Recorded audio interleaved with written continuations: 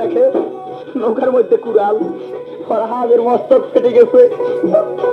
বলতে ওরে আমার ফরহাদ, ফরহাদ ভাই ফরহাদ। ফরহাদ তো কথা কয় না।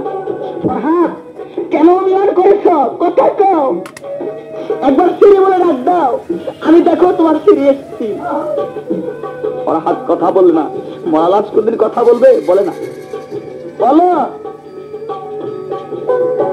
এই যে বুকেতে বুক মিশাইলো, ওরে প্রাণের ভাই কি কারণে রাগ করেছ তোমার জানাই রে।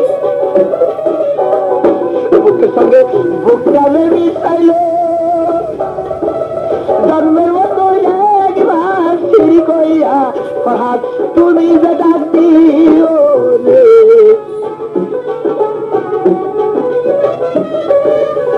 সখীগণে কান দিতেছে, নদীর যত ছিল হাঙ্গর কুম্ভীর সবাই কান্দে পায়।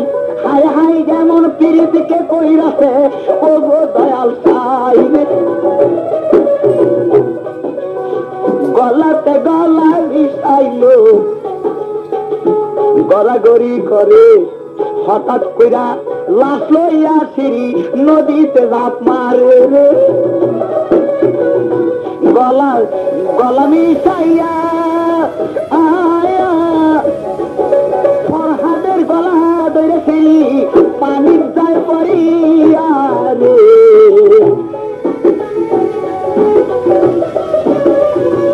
আল্লাহ বলতেছে আজরাইল এই মুহূর্তে আজকে তুমি সিঁড়ির জানটা কবজ করে ফেলো। এই কথা শুনি আর আজরাইল সিঁড়ির কাছে গেল, গলায় গলায়